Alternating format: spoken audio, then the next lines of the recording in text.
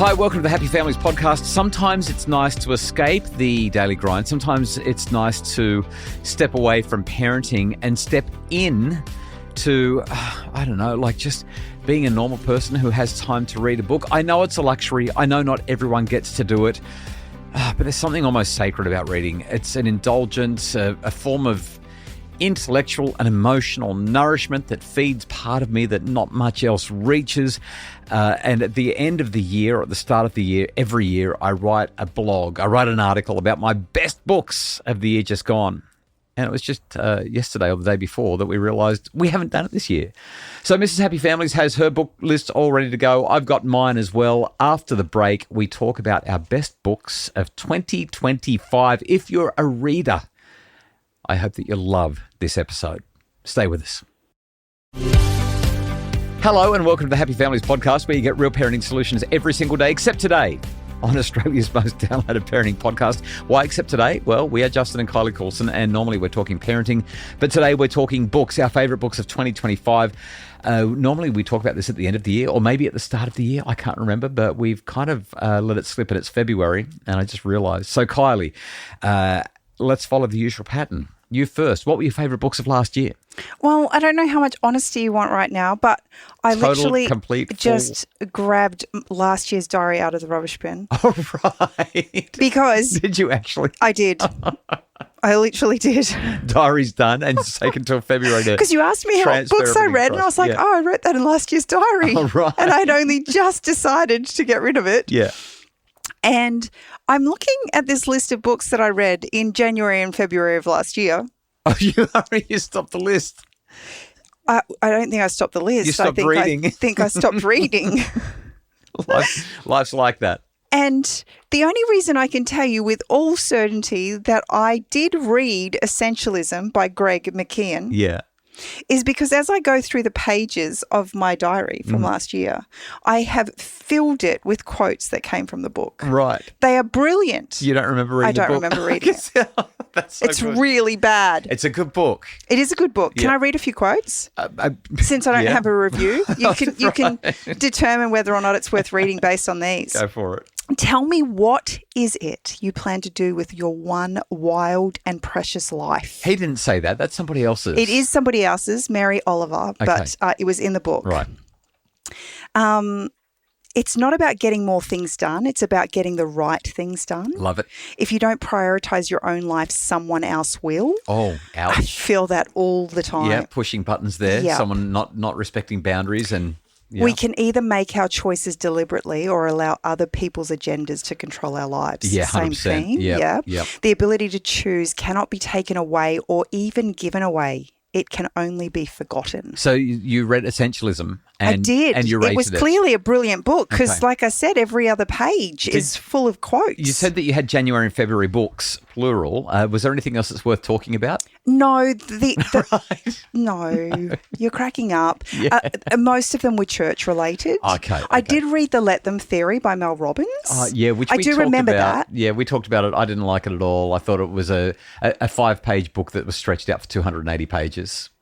Well, when you think about the fact that we need to hear things repeatedly for them to sink in, Right. and for you're making fun of me, but I actually, as a woman who has been conditioned to believe that it's my job to control everything in my environment, learning to actually let other people make their choices for good or bad. Yeah. Is really hard. Like, it's completely a retraining. It's a reconditioning of everything I've grown to believe is my role. So you rated the book. I did rate it. I didn't rate it. I did, and yeah. I think that it was a necessary book. Okay, all right. Anything else on your book list? I'm asking because I have a lot to talk about today. I know you do. And if we can hurry you up, I can talk about my great books. It did take me about 7 months to finish the last book that I read, but again, another church book. Right.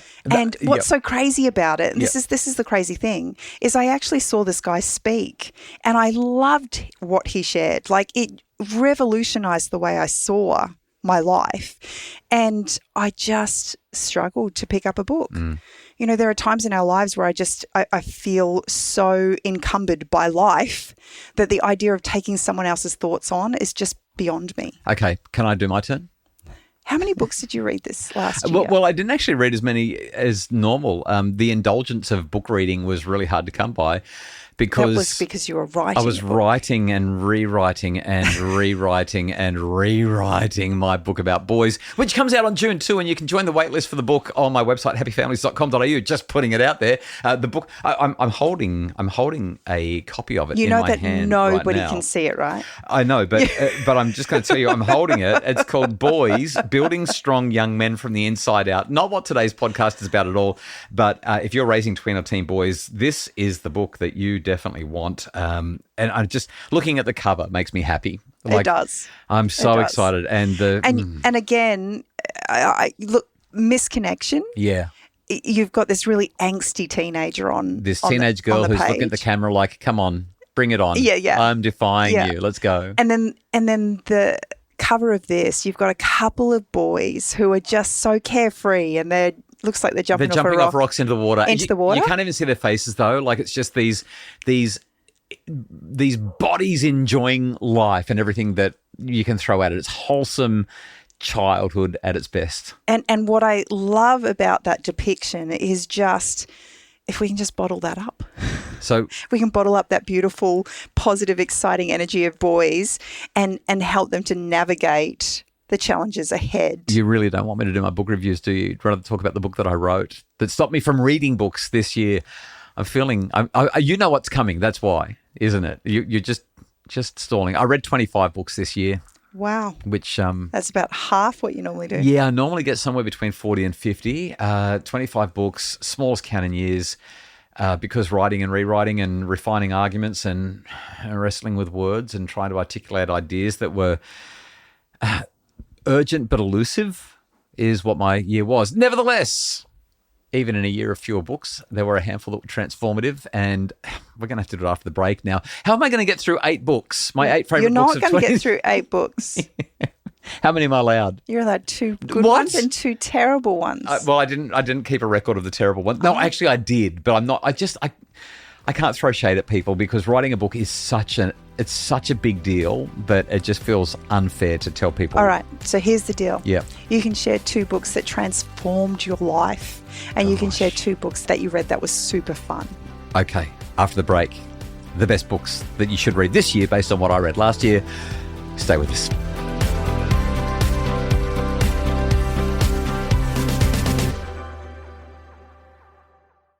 We're back. It's the Happy Families podcast. Oh, my goodness. I feel like I'm under so much pressure. This is kind of the pattern of every one of our book club book discussions, isn't it? I get excited about too many books and then you get cranky at me and tell me that I'm not allowed to talk about them all. Let me do my 2 best books of the year. I only put 8 in this time. I was really, really well behaved. So I'm not going to talk about Essentialism. I also read it last year. You've already talked about it. I'm going to cross that off. Also, I read 2 memoirs from Victoria Vanstone. One was called 1,000 Wasted Sundays and the other was called Mumming. They were delightful and I loved them, but I'm not going to talk about them either. Okay, so that takes 3 off the 8 straight away. No, I'm not cheating. Not cheating. I also read some classic literature that is so durable. I read 1984 by George Orwell and Lonesome Dove by Larry McMurtry. And I inhabited Lonesome Dove. And 1984 was so prescient. Like it was written in 1949 and it felt like it was about what's going on right now in terms of the political landscape. So rather than talking about them, I'm just going to talk about 2 books. Because that's what you said I could talk about. Is that okay? Sure. First one, Careless People, a memoir by Sarah Wynn-Williams. You're looking at it right now. It's directly above your head. This is my non-fiction book of the year. So I picked it up and everybody knows how I feel about Facebook. The people who run it are the most mendacious people on the planet. I think that Facebook is responsible for more suffering, particularly for young people on our planet, than perhaps any other. Specifically, Mark Zuckerberg is responsible for more suffering in the lives of young people than any other person who's ever inhabited the planet.